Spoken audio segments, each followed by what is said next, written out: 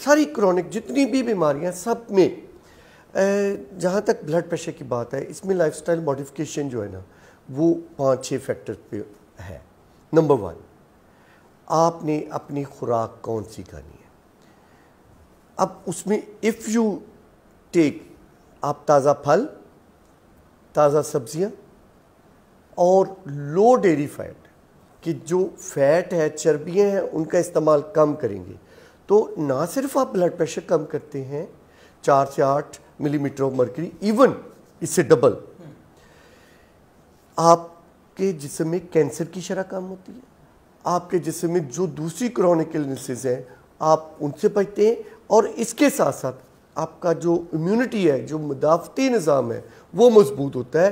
سو آپ بہت ساری ایکیوٹ النیسز سے بھی بچتے ہیں جب آپ فریش فروٹ اور تازہ سبزیوں کا استعمال زیادہ کرتے ہیں. جیسے ابھی آپ نے کرونا میں دیکھا تو اس میں بھی ہر جگہ امیونٹی بڑھانے کے لیے یہ خوراک لے لیں یہ لے لیں تو یہ ہماری نارمل روٹین کا حصہ ہونا چاہیے.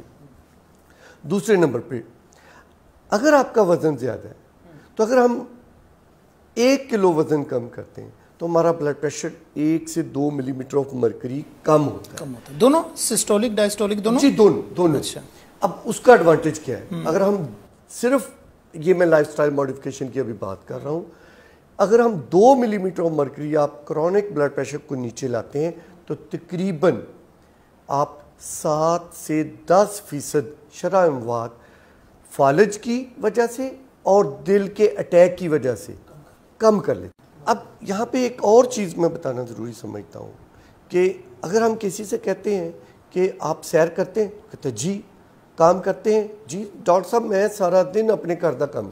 بھائی اس کام کے ساتھ ساتھ آپ کو منیمم 30 منٹ برسک واک کھلی فضا میں کرنی ہے. اچھا یعنی جو عام طور پہ یہ کہتے ہیں کہ جی میں آفس میں ہوں میں سیڑھیاں چڑھ کے جاتا ہوں نیچے آتا ہوں یہ ایگزرشن ہے دس از ناٹ واک. ایگزرشن ہے ڈیفینیٹلی اس کا بھی فائدہ ہے لیکن پلینڈ واک ضروری ہے. جی اس واک کا اور اس واک کا ڈفرنس میں بتا دیتا ہوں.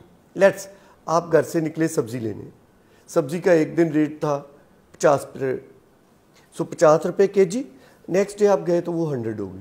اب آپ نے سارا رستہ اس کو سوچتا ہے کہ یہ سبزی کیوں مہنگی ہے. بالکل صحیح. تو آپ کا دماغ فریش نہیں. لیکن جب آپ آدھا گھنٹہ پارک میں واک کر رہے ہیں میں ٹریڈ مل کی بجائے پارک کی واک کو اہمیت دوں گا.